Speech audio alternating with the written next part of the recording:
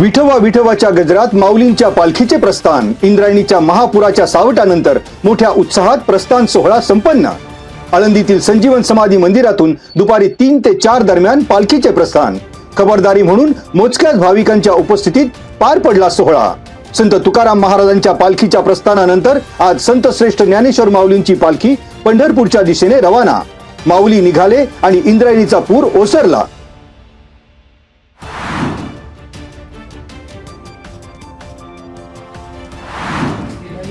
आज खडखडी बुद्रुक गावामध्ये नदीचे फळ्या काढल्या नसल्यामुळे त्या पाण्याने बायपास घेऊन आमचे 25 गुंठ जमीन ही अख्खी माती सकाट वाहून गेलेली. आणि त्यांचं म्हणणे असं आले की तुमच्या पलीकडच्या गावाने आम्हाला 5-6 जणांनी सांगितलं होतं की तुम्ही फळ्या काढू नका. म्हणजे त्यांनी सांगितलं तर मग त्यांनीच खुर्चीवर बसावं आणि अधिकाऱ्यांनी जावा त्यांच्या जागी, अशी आमची मागणी. आम्ही आता गाया घेऊन आलेलो आहे. आमच्या गाया 10 गाया आमच्याकडे. आमच्या गायांचं सगळं खाद्यच ते शेतात होतं. आता आमच्याकडे खाद्य नाही. आता आम्ही या गायांक कसं बघायचं हा आमचा आम्हाला मोठा प्रश्न झालेला आहे. त्याच्यामुळे या खात्यानी पाटबंधारे विभागाने त्या फळ्या काढल्या नाही त्याची भरपाई, आमच्या जमिनीची भरपाई आणि या गायांची त्यांनी विल्हेवाट लावायची. पाटबंधारे विभागाच्या हलगर्जीपणामुळे खरपुडी बुद्रुक गावातील शेतकऱ्यांचे मोठे नुकसान. भीमा नदीवरील बंधाऱ्याचे ढापे वेळेत न काढल्यामुळे पुराचे पाणी शिरले शेतात. खरपुडी बुद्रुक गावचे वसंत चौधरी आणि बबन चौधरी या शेतकऱ्यांचे शेत पुराच्या पाण्यात वाहून गेले. शेतातील गुरांच्या चाऱ्याचे नुकसान झाल्यामुळे शेतकऱ्यांनी गायी पाटबंधारे विभागाच्या कार्यालयासमोर बांधल्या. बंधाऱ्याचे ढापे वेळेत का काढले नाही या प्रश्नाची पाटबंधारे विभागाकडून टोलवाटोलवीची उत्तरे. शेतकऱ्यांच्या नुकसानीला जबाबदार कोण? खरपुडी बुद्रुक गावातील शेतकऱ्यांचा संतप्त सवाल.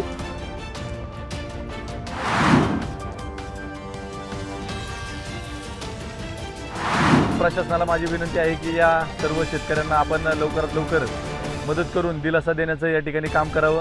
तशा सूचना या ठिकाणी सकाळी 7 वाजताच तहसीलदार साहेब असतील, BDO साहेब असतील, त्याचप्रमाणे प्रांत साहेब असतील यांना त्या परिस्थितीचा आढावा या ठिकाणी दिलेला आहे. त्यानंतर आज सर्व यंत्रणा असेल, तहसीलदार असतील किंवा BDO साहेब असतील, हे सर्वजण या ठिकाणी अवधार या ठिकाणी येणार आहेत. तर माझी प्रशासनाला विनंती आहे की लवकरात लवकर पंचनामे करून आपण शेतकऱ्यांना दिलासा देण्याचा प्रयत्न करावा. ज्या घरांची पडझड. मंगळवारी रात्री झालेल्या ढगफुटीनंतर बंधारा फुटल्याने अवधर गावात पुराचे थैमान. गावात पाणी शिरल्याने शेती आणि घरांचे अतोनात नुकसान. अतिवृष्टीमुळे पश्चिम पट्ट्यातील वाडा, भीमाशंकर, देवोशी, अवधर गावांचा संपर्क तुटल्याने जनजीवन विस्कळीत.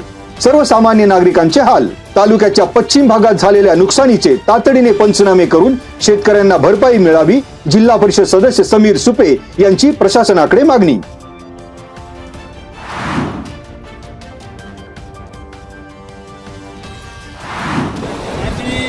शासनाला एक विनंती राहणार आहे. आम्ही तर आता प्रशासनाला आदेश दिलेलेच आहेत की आपण या नुकसानीची आपण पाहणी करून त्वरित पंचनामे करावे. परंतु शासनाला आमची विनंती राहणार आहे की शेतकरी बांधवांना आपण जास्तीत जास्त मदत करून ही जी नैसर्गिक आपत्ती आलेली आहे या आपत्तीमध्ये आपण त्यांना दिलासा द्यावा. खेड तालुक्यामध्ये पावसामुळे हाहाकार. पश्चिम पट्ट्यात शेतीचे अतोनात नुकसान. शेतकरी हवालदिल. तालुक्यातील पदाधिकारी, नेते मंडळींची घटनास्थळी धाव.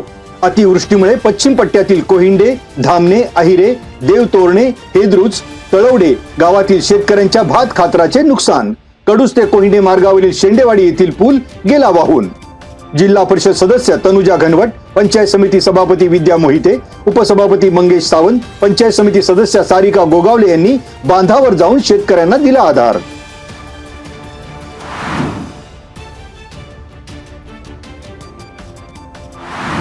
या दरम्यान पायी कडूस या पश्चिम पट्ट्यामध्ये ढगफुटी झालेली आहे. प्रचंड अतिवृष्टी झालेली आहे. आता सकाळी त्याचे दुष्परिणाम लक्षात येत आहेत. मुंबईचा इथला पाईपचा पादरचाला फुटलेला आहे. त्यामुळे खाली रौदवाडीच्या आणि आयरे रोडच्या पूर्ण मोऱ्या वाहून गेलेल्या आहेत. रस्ता बंद पडलेला आहे. ट्रान्सफॉर्मर वाहून गेलेले आहेत. पूर्ण भात शेतीचं. खेड तालुक्यातील भामा खोऱ्यात ढगफुटी. पाईटमध्ये पाझर तलाव फुटल्याने मुख्य बंधाऱ्याला धोका कायम. पाईट, अहिरे, तोरणे मार्ग बंद. माजी जिल्हा परिषद सदस्य शरद बुट्टे, जिल्हा परिषद सदस्य तनुजा घनवट, पंचायत समिती सभापती विद्या मोहिते, उपसभापती मंगेश सावंत, पंचायत समिती सदस्य सारिका गोगावले यांची घटनास्थळी भेट. तहसीलदार प्रशांत बेडसे, कार्यकारी अभियंता बोरकर यांच्यासह विविध विभागांच्या अधिकाऱ्यांनी परिस्थितीची केली पाहणी. तलावाखालच्या नागरिकांना सतर्कतेचा इशारा.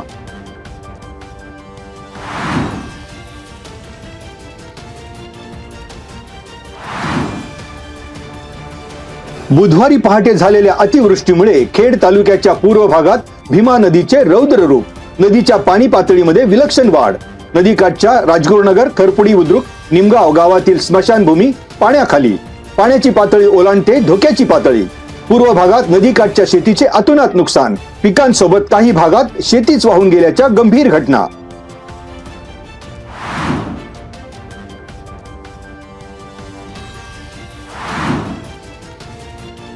चाकण MIDCतील दूषित सांडपाण्याचा मुद्दा विधानसभेत. आमदार बाबाजी काळे यांनी केली कठोर कारवाईची मागणी. विषारी रासायनिक सांडपाण्यामुळे 2025 मध्ये 18 आणि अलीकडे 43 मेंढ्यांचा मृत्यू झाल्याची दिली माहिती. महाराष्ट्र प्रदूषण नियंत्रण मंडळाने प्रकरणाची गंभीर दखल घेऊन दोषींवर कडक कारवाई करावी आणि भविष्यात अशा घटना टाळण्यासाठी प्रभावी यंत्रणा उभारावी. आमदार बाबाजी काळे यांचा विधानसभेत आग्रह.